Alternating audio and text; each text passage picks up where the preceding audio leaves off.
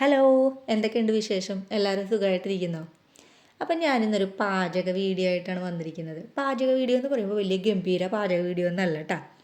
എനിക്ക് ഏറ്റവും ഇഷ്ടപ്പെട്ട എൻ്റെ പ്രിയപ്പെട്ട മീനുകളിൽ ഒന്നാണ് അയില. അപ്പം ഞാനിന്നിവിടെ ഉണ്ടാക്കാൻ പോകുന്നത് തേങ്ങ അരച്ച് വെച്ച് വാളംപുളിയൊക്കെ ഇട്ട് വെച്ചിട്ടുള്ള ഒരു അയിലക്കറിയാണ്. സാധാരണ എറണാകുളം സ്റ്റൈലിൽ, എറണാകുളത്ത് മാത്രമല്ല ഒട്ടുമിക്ക എല്ലായിടത്തും കുടംപുളി ഇട്ടിട്ടാണ് മീൻകറി വെക്കുന്നത്.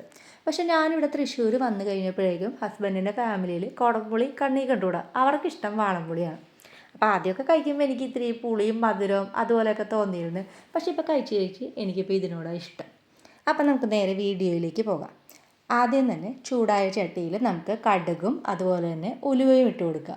എനിക്ക് ഉലുവയുടെ ആ ഒരു മണവും ടേസ്റ്റും ഭയങ്കര ഇഷ്ടമാണ്. കടുകും ഉലുവയൊക്കെ പൊട്ടി വരുമ്പോഴേക്കും നമുക്ക് വെളുത്തുള്ളിയും ഇഞ്ചിയും ചെറുതായിട്ട് അരിഞ്ഞത് ചേർത്ത് കൊടുക്കാം. ചതച്ചതോ അരിഞ്ഞതോ എങ്ങനെ വേണമെങ്കിലും ചേർത്ത് കൊടുക്കുക. പിന്നെ ഞാൻ 2 പച്ചമുളകും കൂടി ചേർത്ത് കൊടുക്കുന്നുണ്ട്. പച്ചമുളക് നിങ്ങളുടെ എരിവിൻ്റെ ആവശ്യത്തിനനുസരിച്ച് ചേർത്ത് കൊടുക്കുക. ഇതിലേക്ക് നമുക്ക് ചെറിയ ഉള്ളി ചേർത്ത് കൊടുക്കാം. ചെറിയ ഉള്ളിയുടെ അളവൊന്നും എനിക്കറിയില്ല, ഏകദേശം ഒരു 2 കൈപ്പിടി അത്രേ. അതും കൂടി ചേർത്ത് നന്നായിട്ടൊന്ന് വഴറ്റി ഒരു ബ്രൗൺ കളർ ആകുന്നത് വരെ വഴറ്റിയിട്ട് ഞാൻ പതിവ് ചെയ്യുന്ന പോലെ നടുക്കൊരു കുഴി ഉണ്ടാക്കിയിട്ട് അതിലേക്ക് കുറച്ച് മഞ്ഞൾപ്പൊടി, മല്ലിപ്പൊടി, മുളക് പൊടി ഞാൻ 2 തരം ചേർക്കുന്നുണ്ട്. എരിവിനും പിന്നെ കളറിന് വേണ്ടി കാശ്മീരി മുളക് പൊടിയും കൂടി ചേർത്ത് കൊടുക്കുന്നുണ്ട്. അപ്പോൾ പൊടികൾ നോക്കുമ്പോൾ പെട്ടെന്ന് കരിഞ്ഞ് പോകാതിരിക്കാൻ ഞാൻ കുറച്ചും കൂടി ഒന്ന് എണ്ണ ചേർത്ത് കൊടുത്തു. ആരും പേടിക്കുകയൊന്നും വേണ്ട, ഇതെല്ലാം കൂടി മിക്സ് ചെയ്ത് വരുമ്പോഴേക്കും എണ്ണ പാകത്തിനായിക്കോളും.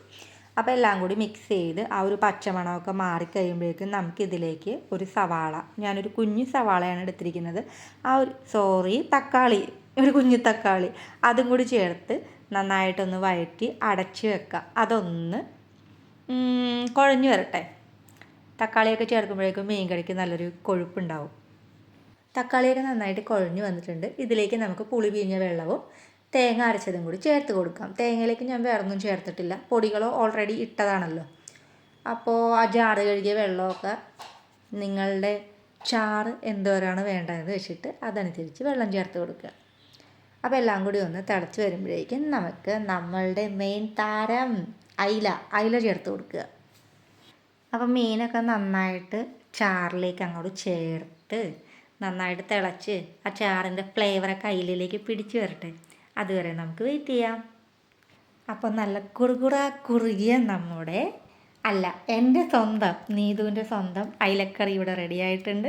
നമുക്ക് മീതെ നല്ല ഇപ്പോൾ പൊട്ടിച്ചുകൊണ്ട് വന്ന കറിവേപ്പിലയും കൂടി ഒന്ന് വിതറി ഒന്ന് അങ്ങനെ ചുറ്റിച്ച് അടച്ച് വെച്ചിട്ടൊരു 15 മിനിറ്റ് അങ്ങനെ ഇരിക്കട്ടെ. അത് കഴിഞ്ഞിട്ട് നമുക്ക് നല്ല ചൂട് ചോറും കൂട്ടിയിട്ടൊരു പിടി പിടിക്കാം. പിന്നെ ഒരു കാര്യം പറയാൻ മറന്നുപോയി. നമ്മൾ ഈ മീൻകറിയൊക്കെ വെച്ച് കഴിഞ്ഞിട്ട് ലാസ്റ്റ് ആ ചാറെടുത്തിട്ട് ഇങ്ങനെ ഒരു ചുറ്റിക്കലുണ്ട്, അത് ചുറ്റിച്ചിട്ട് അത് നമ്മൾ കളയും ഒരു തുള്ളി. അതെന്തിനാണെന്ന് ചോദിച്ചാൽ കൊതി കളയലെന്ന് പറയും. എന്താ സംഭവം എന്നുള്ളത് എനിക്കറിയില്ല. കാരണവന്മാരായിട്ട് ഞാൻ അങ്ങനെ ചെയ്ത് കണ്ടിട്ടുണ്ട്.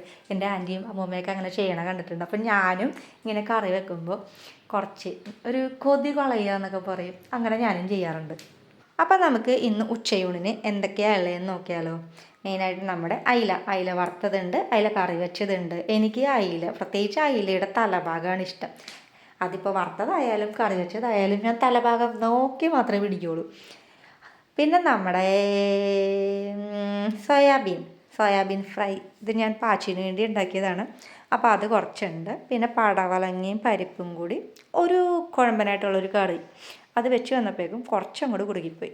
പിന്നെ എനിക്ക് ഈ മീൻ വറുത്ത എണ്ണ ഭയങ്കര ഇഷ്ടമാണ്, അതും കൂടി ഉണ്ട്. പിന്നെ സൈഡിൽ ഒരു കടുമാങ്ങ അച്ചാറുണ്ട്. പിന്നെ നമ്മുടെ മെയിൻ വെള്ളം ഇല്ലാതെ എന്ത് ഗുണമല്ലേ. എന്നാൽ ഞാൻ പോയി ഫുഡ് കഴിക്കട്ടെ. അപ്പോൾ നമുക്ക് അടുത്തൊരു വീഡിയോയിൽ മറ്റൊരു പാചക ഫൺ വീഡിയോ ആയിട്ട് നമുക്ക് വീണ്ടും കണ്ടുമുട്ടാം. അപ്പോൾ എല്ലാവർക്കും tata bye bye, see U.